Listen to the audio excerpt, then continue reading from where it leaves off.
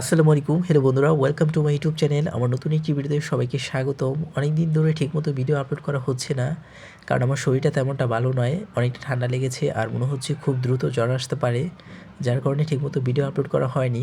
আগের পুরাতন কিছু ভিডিও ছিল, সেই ভিডিওগুলোই পুনরায় আবার আপলোড করা হচ্ছে। তো আজ সকালে বারান্দায় গিয়ে দেখি আমার মুরগিটা ডিম পেড়েছে। ডিম পেড়ে মুরগিটা ডিমটা ফাটিয়ে খাওয়া শুরু করে দিয়েছে। তেমনটা ফাটাতে পারেনি, হালকা ডিমের যে খোসাটুকু আছে সেটাই খাওয়া শুরু করেছিল। তো আমি সাথে সাথে গিয়ে ডিমটা বের করে তারপরে চুলার কাছে এনেছি বাজার জন্য। তখন আর ভিডিও করতে পারিনি, কারণ যদি ভিডিও করতে যাই ততক্ষণে মুরগিটা ডিমের হলুদ অংশটুকু খেয়ে নিত। তো দেখুন, আমি ডিমটা ভাজার জন্য আগে চুলাতে তেল নিয়েছিলাম, তো তেলটা বেশি হয়েছে। এই ডিম এই পরিমাণ মতো তেল নিতে হয়। আমি ডিমটা যাতে ফুলে যায় তার জন্য বেশি তেল নিয়েছি, তো আমার তেলটা এত বেশি নেওয়া ঠিক হয়নি। আর ডিমটা ভাজার পর একদম পিঠার মতো ফুলে গিয়েছে। তো এরকমভাবে ডিম ভাজা খেতে মজা লাগে না, আর একটু কম ভাজা দরকার ছিল।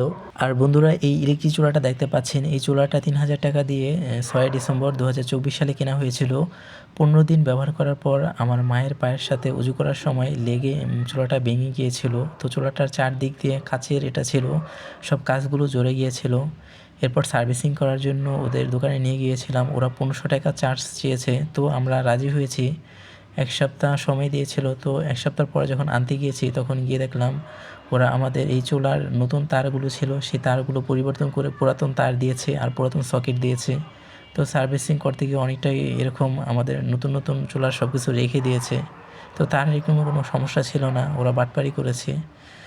তো এরকম চুলা কেনার সময় একটু দেখে বুঝে কিনবেন, আর ভালো মানের চুলা কিনবেন। আমাদের এটা অ্যাক্সিডেন্ট হয়ে গিয়েছে। এরপর আমি ডিমটা ভেজে নিয়েছিলাম, আর ডিমটা পিঠার মতো ফুলে গিয়েছে, যার কারণে একদম ছোট দেখাচ্ছিল। আর এদিকে দেখুন, ২ দিন আগের ভিডিও এটা হলো একটা হুতুম পেঁচা পাখি।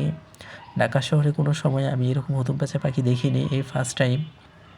আর অন্য বাসার ফ্ল্যাটে এক ভাই কবুতর পালে এবং পাখি পালন করেন। সেই পাখিগুলোকে মনে হয় খাওয়ার জন্য এই হুতুম পেঁচাটা ওই ফ্ল্যাটের পাশে লুকিয়ে আছে। দেখুন, এইখানে কোনো একটা কোণার মতো আছে, আর তেমনটা দেখা যায় না। হঠাৎ করে যদি ভালোভাবে না তাকানো যায়, তো এই হুতুম পেঁচা পাখিটা দেখে আমি একদম ভয় পেয়ে গিয়েছিলাম। এত বড় বড় চোখ, আর মুখগুলো অনেক বড় বড় ছিল এবং মাথাটাও বেশ মোটা ছিল। যেভাবে তাকিয়ে থাকে মনে হচ্ছে যে এসে উড়ে চোখ খুলে নিয়ে যাবে, ঠিক সেরকম দেখাচ্ছিল। তো এই পাখিটা আমি তাড়ানোর জন্য আমার এখানে ইটের গুঁড়ো ছিল, তো আমি অনেকবার ফিক্কা দিয়েছি, তারপর এটা যায় না। এটা একদমই ভয় পায় না।